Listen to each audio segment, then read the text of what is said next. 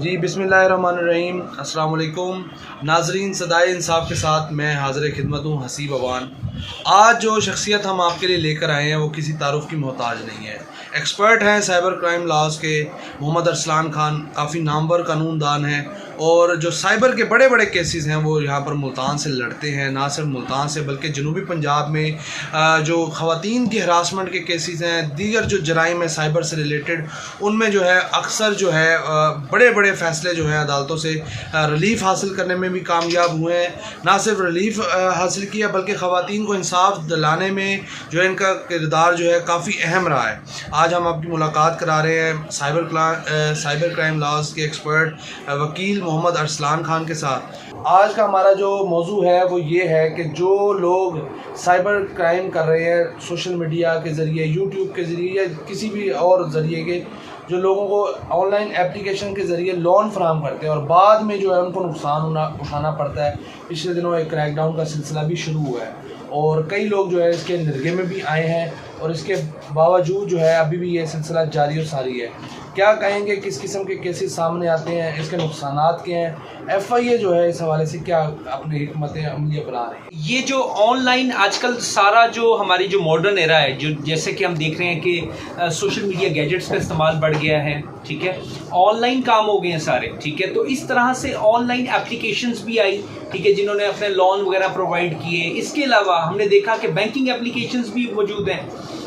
अब जब क्रिमिनल्स जो भी हैं, ठीक है ना, क्रिमिनल्स को चाहिए सेफ एग्जिट और कहीं ना कहीं उनको साइबर क्राइम करके वो मिलती है। लेकिन ये साइबर क्राइम में अगर जब कोई भी रॉन्ग डूअर ये कमिट करता है तो उसकी नेक उतनी ही मजबूती से पकड़ी भी जाती है जब उसके खिलाफ जो डिजिटल एविडेंसेस हैं वो अवेलेबल ऑन द रिकॉर्ड होते हैं। Number one thing. अब इसमें हमने देखना ये है कि जो मुल्ज़मान जो इसमें मुलविस हैं, देखें साइबर क्राइम के रेलिवेंट जो हैं वो सेक्शंस भी हैं regarding harassment, regarding financial crimes, ठीक है, उनके सेक्शंस भी हैं, उसमें सजाएं वगैरह भी मौजूद हैं।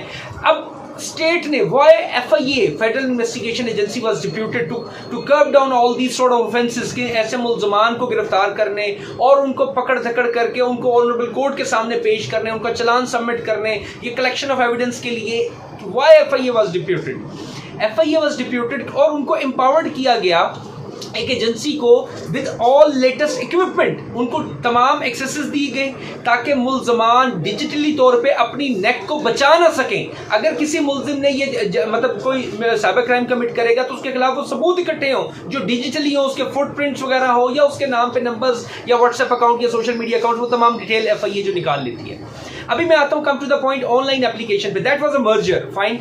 ये जो मैटर रिपोर्ट हुए आपने भी देखे, मैंने भी देखे, अवाम ने देखे हैं कि पहले लोन फराम किया जाता था। लोन फराम करने के बाद उनको वो मुल्ज़मान, उनके मतलब कुछ ऐसी ऐप्स थी जिनके लोग जो कारिंदे कह लो, कुछ भी जो रिकवरी एजेंट्स कह लो, कि वो उनसे फिर पैसे मतलब एक्सेसिव लेते थे या कुछ भी लाइक दिस। अब ये था एलिगेशन।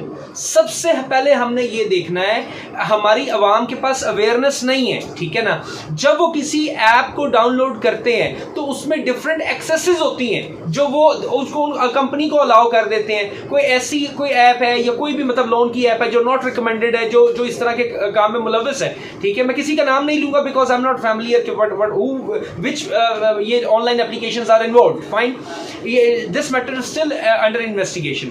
अब उसमें यह होता है कि सबसे पहले अवाम को अवेयरनेस की जरूरत है कि आपने कोई भी एप्लीकेशन डाउनलोड करनी है तो क्या वो आपके पर्सनल डेटे को तो एक्सेस नहीं कर रही। अब इस पर्सनल डेटे को भी मैं आपको बताऊंगा, भाई आपको जरूरत ही नहीं है, आप अपनी कोई ऑब्जेक्शनेबल कंटेंट पहली बात है अपने मोबाइल में बनाए ही ना, किसी को शेयर ही ना करें, किसी को भेजे ही ना, वो तो फिर दूर की बात है। लेकिन अगर आपके मोबाइल में कोई आपके हैप्पी मोमेंट्स मौजूद हैं जो कल को काबिल एतराज़ हैं, जो आपके लिए किरदार कशी का या आपकी सेक्सुअल हैरेसमेंट का या मेंटल पीस को डैमेज कर सकते हैं, तो आप लोगों को ज़रूरत ही नहीं है कि अपने मोबाइल में सोशल मीडिया गैजेट्स में कोई इस तरह का कंटेंट बनाएं, फर्स्ट ऑफ ऑल। अब इस तरह से अगर कोई ऑनलाइन एप्लीकेशन वो करके डाउनलोड करके उनकी एक्सेस ले लेती है तो मैं कहूंगा that is not morally wrong, that is legally wrong. ये एक हाईली मिसकंडक्ट है, ठीक है। एक अनपढ़ बंदे का आपने डाटा हैक कर लिया और उसकी अगर कोई पिक्चर्स तस्वीर है, for the sake of argument अगर मैं वो एलिगेशन दुरुस्त भी मान लूं, ठीक है, तो क्यों ऐसा आपने क्यों किया। अब इसकी सोल रिस्पॉन्सिबिलिटी मैं समझता हूँ कि FIA, no doubt, I respect and I salute the performance of FIA cyber crime in each and every country, but मैं समझता हूँ कि उनको भी मजीद इसको इम्प्रूव करने की जरूरत है. They have to curb it down the modus operandi. वो कैसे एक्सेस ले रहे हैं, आइदर उसमें कोई PTA की एक्सेस मौजूद है, क्या चीज़ है. अगर वो इलीगलिटी कर रहे हैं, ठीक है, अगर तो वो गलत काम कर रहे हैं, लोन दे रहे हैं और उसके बाद ब्लैकमेल कर रहे हैं, तो it must be totally band. But अगर वो जायज़ मामलात में और उनके पास सर्टिफिकेशन मौजूद है और इस तरह की एक्सेस नहीं लेते, मैं समझता हूँ कि FIA को चाहिए, जो उसके कॉम्पिटेंट ऑफिसर हैं, वो इसके मॉडस ऑपरेंडी पे थोड़ा सा देखें कि वो कैसे है. अगर कोई बंदा, ठीक है, इसका शिकार हो गया या उसको कोई ब्लैकमेल किया जा रहा है तो उस मैटर को रिपोर्ट करे, ठीक है. FIA को डिप्यूट इसलिए किया गया है और इनको चाहिए कि तमाम जो कंसर्न जो डिजिटल एविडेंसेस हैं वो उन मुल्ज़मान के खिलाफ, उसमें चाहे वो कंपनी के मालिकान है, चाहे वो जो भी हैं जो इस घिनौने फेल में इफ इट इज, अगर वो मुलव्वस हैं तो उनको जरूर कैफरे किरदार तक पहुंचाना चाहिए. जी अच्छा, इसमें एक ऐड कर दें चीज़ कि जो लोग इस फ्रॉड की भेंट चढ़ रहे हैं जी, और उनका क्या तरीक़ाकार हो सकता है FIA से रब्ता करने का.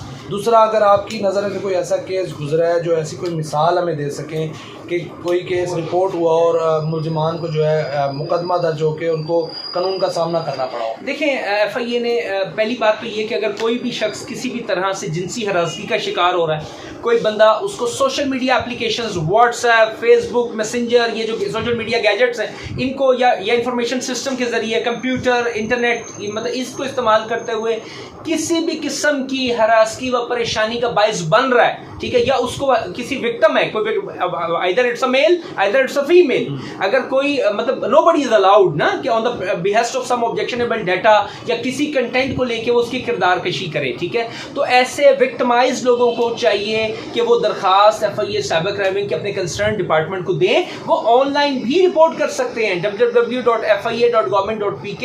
इसके अलावा 1991 में ऑनलाइन कंप्लेंट भी दर्ज रजिस्टर करा सकते हैं, जिसके बाद जो लॉ इन्फोर्समेंट एजेंसी, जो हमारी ऑनरेबल एजेंसी है FIA, वो इस पे हरकत में आएगी. मुल्ज़मान के खिलाफ जो डाटा है उसको कलेक्ट किया जाएगा और उनको कैफरे किरदार से ऑनरेबल कोर्ट के जरिए पहुंचाया जाएगा. अब बात आती है, आपने मुझे कहा कि कोई केस देखने में आया. जी बिल्कुल, FIA ने मतलब कार्रवाइयाँ की, बरवक्त कार्रवाइयाँ की. जब उनको पता चला कि वो एक हमारा अल्लाह ताला उसे गरीक रहमत करे मुतवफ़ी को, अगर जो इल्ज़ाम है कि भाई उसने उनकी वजह से खुदकुशी की है, अभी वो अंडर इन्वेस्टिगेशन है, it is not proved till yet, fine, वो बाद में देखा जाएगा. कि अगर किसी मतलब कोई लोन एप्लीकेशन जो है मतलब वो कर रही थी, तो FIA ने एक लाहौर में रेड किया, ठीक है, FIA मुल्तान ने भी उसके ऊपर पर्चा दर्ज रजिस्टर किया उन मुल्ज़मान को.